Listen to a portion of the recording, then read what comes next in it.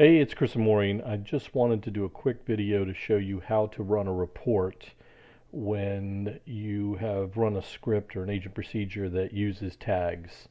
So all of our scripts, typically we write results out to the agent procedure log file. And we write them out with a series of tags. And you can usually see the tags in the description of the script. So this one we're looking at is the Microsoft Outlook version audit. And you can see up here in the description, we're using basically, actually there's 4 different tags that we could be using. We use a tag called $365, a $audit, or this $UTD, which is short for up to date. And then in the case of where whatever we're auditing is potentially out of date or not correct, we use a tag called OOD. Okay, $OOD. Now these dollars don't really mean anything. They're just unique characters.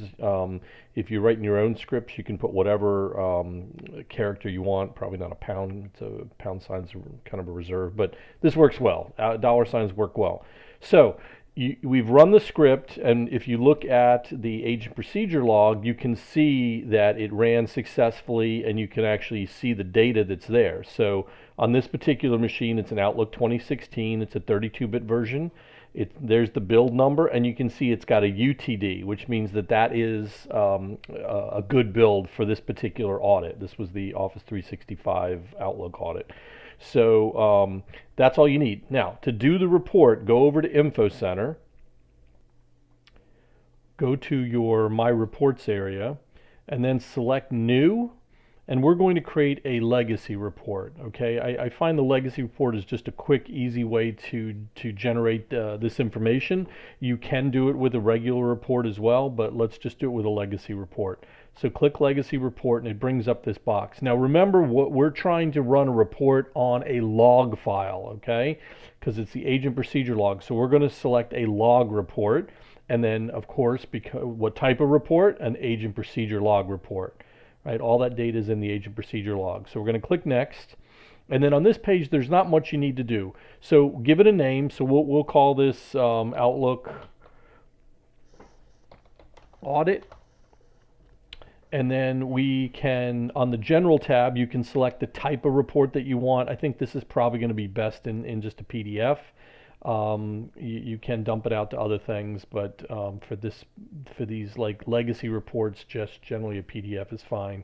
If you did need to, like, you wanted to massage it in Excel, I think you're going to probably want to run the other, like the real report, and it's the same thing. Just kind of drill down through the log. It's basically a log report.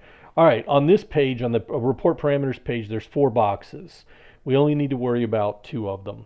This top box is important. It's how many days do you want to query the log? How many days back do you want to query the log? So if you are running this report every single day, then you only want to go back 1 day, because what's going to happen is it's going to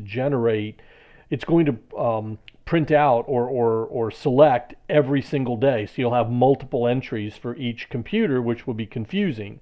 If you run this once a week, then you may want to go back 6 days to run the report, so that you get everybody that may have, like, maybe you ran it and not everybody had their computer on, so 80% of them got it on the first day, but then it took a few more days for everybody else to get it. So you would run this like a week later and then go back 6 days. All right, we're just going to use the default of 3 days. The name of the procedure and the person that run it, these really do not need to be filled out. Just leave them as asterisks. This is the tough one, right? Or it's not a tough one, it's the most important one. This is where we put in the tag. Okay, so whatever tag you're using from any of our scripts, you would put the tag in here. So the tag in this case that we were asking about was the Office 365 audit. So we're going to put asterisks, $O365, $asterisk. Okay, so make sure it's bracketed by the asterisks. All right, that's important. All right, so you do that, and you basically just save this.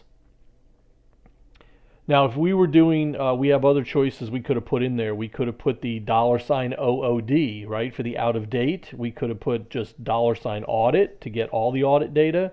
So we've got some flexibility. So you can see we have this Outlook audit report, and now what we can do is we can run that report, and you would run it for the group that you had run the scripts on. Remember, no script, there's no data. Okay, so I'm just going to select that ND Chris machine group, and I am going to hit. I'm going to move it out of the way here. Hit submit.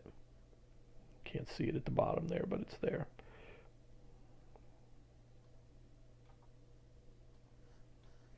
All right, so that's going to run. Shouldn't take too terribly long. There you go. All right. So as we scroll down this list, and make this a little bit bigger for you, you'll see that we actually, in this particular report, we have two entries because we ran kind of a pre-audit before, and then we ran the actual. Actually, it wasn't pre-audit. It was just telling us that it was a 64-bit OS. So that probably isn't useful information, but it's in there. So this is telling us on the two machines that I ran this on, both of them are up to date. Here's it's saying it's Outlook 2016. That's a 32-bit version. Here's the exact build that it is, and you can see the other tags are there that we could use. And that is basically it. That will get you reporting on pretty much anything that we do with any of our scripts. Just put the correct tag in there and you're all set. I hope this helped.